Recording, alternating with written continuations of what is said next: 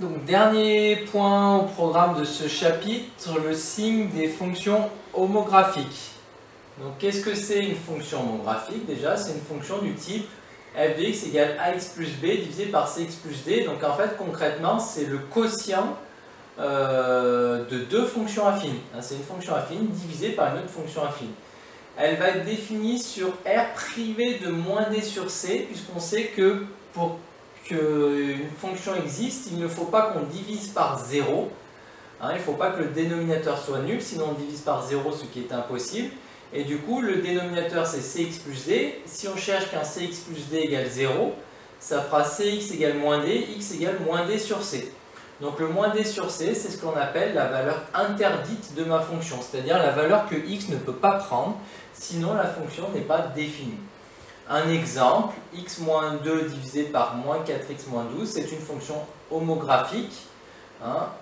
C'est bien une fonction affine divisée par une fonction affine, définie sur R privé, le moins, ou parfois on voit un anti-slash, ça veut dire privé de moins 3. Pourquoi? Si je cherche qu'un moins 4x moins 12 égale 0, si je résous l'équation, ça fera moins 4x égale 12, x égale 12 divisé par moins 4, moins 3. Donc moins 3, c'est la valeur qui annule le dénominateur, donc c'est la valeur interdite de ma fonction.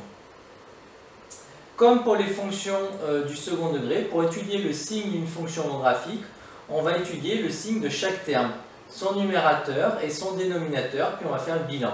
En effet, le signe d'un quotient, ça a les mêmes propriétés que le signe d'un produit. Donc quand on voit le tableau de signe de A fois B, le signe de A divisé par B serait le même, c'est-à-dire que le signe de A divisé par B, c'est le même que celui-ci. Plus divisé par moins, ça fait moins. Moins divisé par plus, ça fait moins. Plus divisé par plus, ça fait plus. Moins divisé par moins, ça fait plus. Donc dans la mesure où je connais le signe d'un quotient, je peux étudier les fonctions où je sais étudier le signe du numérateur et le signe du dénominateur en faisant le bilan. Donc méthode générale appliquée pour construire le tableau de signes d'une fonction de ce type-là. Vous allez voir, c'est exactement la même chose que pour les fonctions polynômes second degré qu'on a vu précédemment, à une petite différence près. On va essayer de comprendre et d'expliquer. Pour étudier ça, il faut chercher donc, le signe du numérateur qui est une fonction affine, le signe du dénominateur qui est une fonction affine. Donc signe de x-2, on l'a déjà fait, ça s'annule en 2. Signe de moins 4x moins 12, on l'avait déjà fait, ça s'annule en moins 3. Donc qu'est-ce que je fais? Je fais mon tableau de signes exactement comme le polynôme second degré. Signe de x, je mets les deux valeurs où ça s'annule, donc dans l'ordre, moins 3 et 2. Une ligne pour le numérateur, une ligne pour le dénominateur, une ligne pour faire le bilan. Ensuite, je raisonne ligne par ligne. x moins 2, ça s'annule en 2. Fonction affine croissante, donc d'abord des moins, puis je mets un plus. Moins 4x moins 12, ça s'annule en moins 3. Fonction affine décroissante, son coefficient d'électeur est négatif. Donc d'abord un plus, une fois que je suis passé par 0, je mets des moins. Ensuite, je fais le bilan colonne par colonne. Moins divisé par plus, ça fait moins. Moins divisé par moins, ça fait plus. Plus divisé par moins, ça fait moins. Et c'est là qu'il apparaît une petite différence, mais une différence quand même importante, donc il va falloir retenir. Si le numérateur s'annule, ça fait 0. 0 divisé par quelque chose, le bilan, le résultat, c'est 0. Si par contre le dénominateur, donc ici en l'occurrence moins 4x moins 12, s'annule, alors je n'ai pas le droit de diviser par 0, c'est donc la valeur interdite de ma fonction qui va se symboliser dans le tableau par la double barre qui apparaît quand on fait le bilan. La double barre, elle veut dire valeur interdite. Donc le fonctionnement est le même que pour les fonctions du second degré. La différence, c'est le piège principal, ça provient du fait que la valeur ici, moins 3, qui annule le dénominateur, ici moins 4x moins 12, ça va devenir la valeur interdite quand on fait le bilan, puisque je ne peux pas diviser par 0. Cela se traduit par la présence de la double barre dans mon tableau. En revanche, la valeur qui annule le numérateur, ici 2, je vois ici x égale 2, annule encore le quotient. Donc, comme tout à l'heure, comme précédemment, on peut généraliser cette méthode avec des fonctions plus compliquées, constituées par le produit et ou le quotient de plusieurs fonctions affines. Il suffit de faire le tableau de signes de chaque fonction affine, puis de faire le bilan en faisant attention aux valeurs interdites. Donc, exemple, si vous voulez étudier le signe de ça. c'est le quotient de deux fonctions affines. Donc on étudie chacune de ces fonctions affines. La première, 5x moins 2. Je cherche quand ça s'annule. 5x égale 2. X égale 2 cinquièmes. Première valeur, importante. Deuxième fonction, moins x moins 3. Je cherche quand ça s'annule, donc quand c'est égal à 0. Moins x égale plus 3, j'ajoute 3. X égale moins 3. Deuxième valeur importante. Donc voilà, maintenant je vais pouvoir construire mon tableau. Je mets la ligne des x, la ligne du numérateur, la ligne du dénominateur, la ligne pour faire le bilan. Les x vont aller de moins l'infini à plus l'infini, ça c'est automatique. Maintenant je mets dans l'ordre les valeurs où ça s'annule, où chacun des termes s'annule, dans l'ordre. Donc d'abord moins 3 puis 2 cinquièmes, d'abord moins 3 puis 2 cinquièmes. Je prépare mes colonnes et je raisonne ligne par ligne. 5x moins 2, fonction affine croissante, son coefficient de vecteur est positif. Donc d'abord moins, ça s'annule en 2 cinquièmes, puis plus. Moins x moins 3, fonction affine décroissante, son coefficient de vecteur est négatif. Donc ça s'annule en moins 3, d'abord plus, puis moins. Je fais bilan colonne par colonne. Moins divisé par plus, ça fait moins. Moins divisé par moins, ça fait plus. Plus divisé par moins, ça fait moins. La valeur qui annule le numérateur annule le quotient. La valeur qui annule le dénominateur devient la valeur interdite. C'est la seule différence avec les fonctions polynômes du second degré. Et donc j'obtiens le tableau de signes, donc ma fonction est positive de moins 3 à 2 cinquièmes, sachant que moins 3 est valeur interdite. Et du coup, on peut généraliser et aller faire des choses plus compliquées grâce à ces règles pour les produits et les quotients de fonctions affines.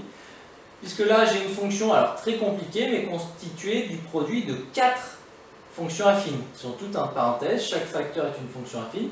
Donc je peux étudier le signe de chacun des facteurs et faire le bilan général. Donc regardez, il y a 4 facteurs. Le premier, c'est x moins 2. Donc si je cherche quand ça s'annule, ça me fait x égale 2. Première valeur à retenir. Le deuxième facteur, moins 1 tiers de x plus 2. Je cherche quand ça s'annule, moins 1 tiers de x égale moins 2. X égale moins 2 divisé par moins 1 tiers, divisé par une fraction revient multiplié par son inverse. Donc ça fait moins 2 fois moins 3 sur 1, moins 2 fois moins 3, ça doit faire 6. X égale 6, deuxième valeur importante. Maintenant, on va en bas. Troisième facteur, moins 3 quarts de x moins 3. Donc moins 3 quarts de x moins 3 égale à 0. Je cherche quand ça s'annule. Moins 3 quarts de x égale 3. X égale 3 multiplié par l'inverse. Enfin, 3 divisé par moins 3 quarts, ça revient multiplié par son inverse. Donc ça fait 3 fois moins 4 tiers. Ça fait x égale, je simplifie par 3, x égale moins 4. Troisième valeur importante. Et enfin, 7x plus 1. Quatrième et dernière fonction. Je cherche quand ça s'annule. Ça fait 7x égale moins 1. X égale moins 1 sur 7. Donc maintenant que j'ai ces 4 valeurs-là, je prépare mon tableau de signes, la ligne pour les x, la ligne pour chacun des 4 facteurs, la ligne pour faire le bilan. Je mets mes 4 valeurs où ça s'annule dans l'ordre. Donc là, il faut savoir classer 4 nombres. Moins 4, moins 1 septième, 2 et 6.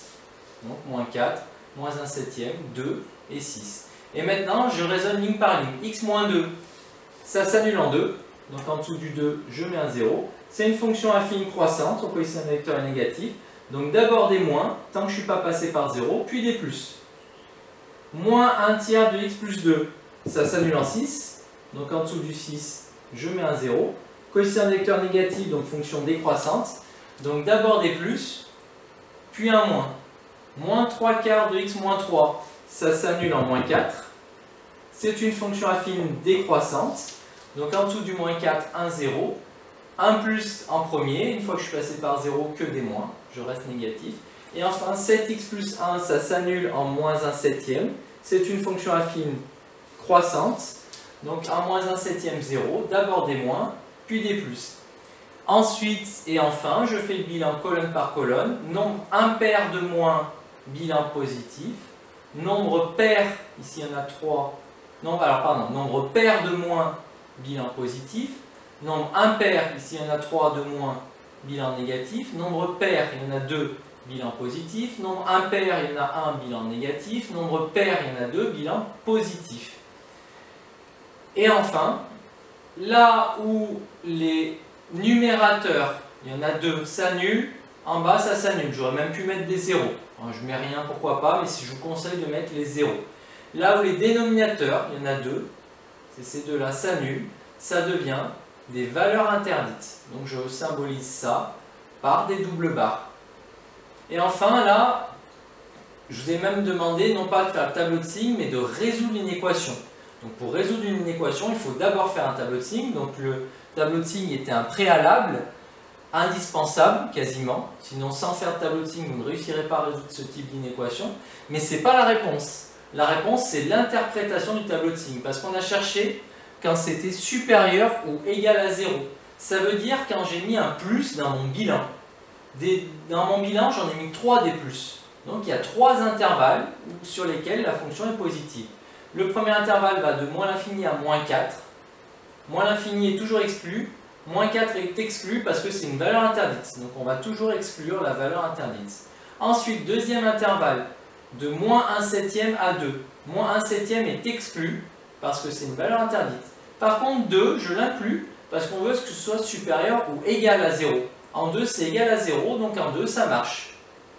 Et enfin, dernier intervalle qui marche aussi, de 6 à plus l'infini. 6 est inclus parce que ça fait 0.